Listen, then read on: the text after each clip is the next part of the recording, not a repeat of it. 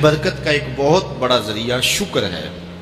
ارشاد فرمایا لَإِن شَكَرْتُمْ لَأَزِيدَنَّكُمْ، اگر تم شکر کرو گے وہ تمہیں اور زیادہ عطا کرے گا، اور اگر تم شکر نہیں کرو گے وَلَئِن كَفَرْتُمْ، کفران نعمت کرو گے، إِنَّ عَذَابِي لَشَدِيدٌ، تو پھر میرا عذاب بڑا سخت ہے۔ رزق کے اضافے کا ایک اور بہت بڑا سبب انفاق فی سبیل اللہ ہے۔ اللہ فرماتا ہے جو تم خرچ کرتے ہو تو جو چیز تم نے نکال دی اس کی جگہ اللہ تمہیں اور عطا کر دیتا ہے۔ بعض کا ہمارا یہ ہوتا ہے کہ کوئی آدمی مالی بحران میں آ گیا تو وہ کرتا کیا ہے کہ جو راہ خدا میں دینے کا کھاتا تھا پہلے اسے کلوز کرتا ہے، یہ فلاں مدرسے کو دیتے ہو یہ بھی بند کر دو، یہ مسجد کو دیتے ہو یہ بھی بند کر دو، یہ فلاں غریب کو دیتے ہو یہ بھی بند کرو، حالات ٹائٹ ہو گئے۔ لیکن 5 گاڑیاں ہیں تو 2 گاڑیوں پہ گزارا کر لیا جائے، پیٹرول بچے، یہ نہیں ہو سکتا۔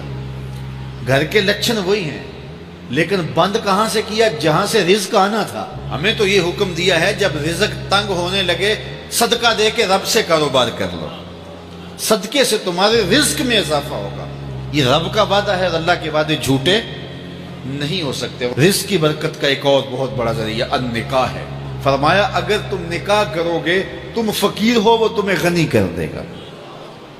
لوگ کہتے ہیں بچہ پیروں پہ کھڑا ہو لے تو پھر نکاح کریں گے، اللہ کہتا ہے تم نکاح کرو ہم پیروں پہ کھڑا کر دیں گے۔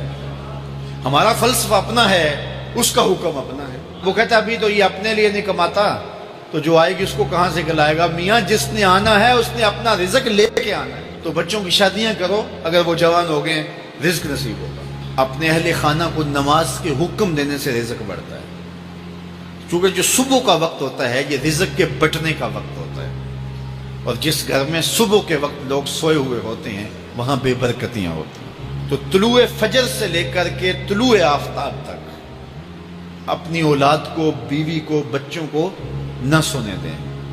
اس وقت رزق بٹنے کے لمحے ہوتے ہیں۔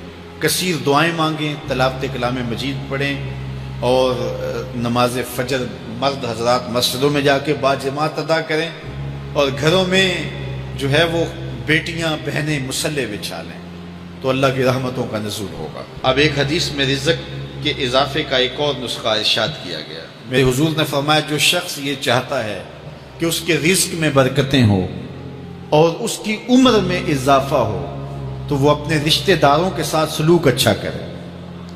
رشتہ داروں کے ساتھ اگر اچھا سلوک کرو گے تو پھر تمہارے رزق میں برکت ہو۔ غریب ہیں تو ان کی مدد کرو، ان کی بیٹیوں کی شادیاں اپنے ذمے لے لو اگر اللہ نے آپ کو وسعت دی ہے، ان کی پریشانیاں بانٹ لو، ان کا قرضہ ہے تو اتارنے کی کوشش کرو، ان کو مشکلات سے نکالنے کی کوشش کرو۔ تم ان کو مشکلات سے نکالو گے اللہ تمہیں مشکلوں سے نکالے گا۔ تمہارے رزق میں بھی برکتیں ہوگی اور تمہارے مال میں بھی برکتیں ہوں۔ فرمایا بہتر صدقہ وہ ہے جو ناراض غریب رشتہ دار کو دیا جائے۔ اگر وہ پھنس گیا ہے، مجبور ہے، ناراض ہے، تو اس کو اگر دیں گے تمہارا نفس اس میں شامل نہیں ہوگا، تو یہ افضل صدقہ ہے جو ہر صورت میں قبول ہی قبول ہے۔ رزق کے اضافے کا ایک اور سبب الاحسان الی الضعفاء، جو کمزور لوگ ہیں ان کے ساتھ اس نے سلوک کرنا۔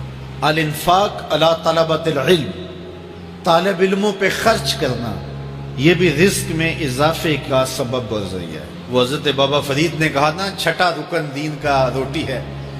گھر میں کچھ نہ ہو تو پھر نہ نماز اور نہ ہی دیگر امور کی لذت آتی ہے، تو یہ رزق فراواں اور وسیع اور مبارک نصیب کر دے اللہ۔ تو اس کے لیے ایک اور وظیفہ میں دیتا ہوں، اور وہ یہ کہ مغرب کے بعد 21 مرتبہ سورۃ الکوثر پڑھ لیں، کثرت ہو جائے گی انشاءاللہ۔ اول خدوشی پڑھ لیں، 5-7 منٹ لگتے ہوں گے، تو سورہ کوثر 21 مرتبہ روزانہ مغرب کی نماز کے بعد پڑھیں، اور اگر بہت زیادہ مسائل ہیں تو ہر نماز کے بعد پڑھ لیں، تو انشاءاللہ آپ دیکھیں گے کہ گھر میں برکتیں اترتی محسوس ہوں گی، انوار کا نزول ہوتے محسوس کریں گے۔ تو یہ وہ رزق کے اسباب ہیں، اگر ہم اختیار کر لیں تو ہم اللہ کی خاص رحمتوں کے حقدار ہوں گے۔ اللہ ہم سب کو رزق حلال، رزق وسیع، رزق سہل، رزق مبارک، رزق فراواں نصیب فرمائے۔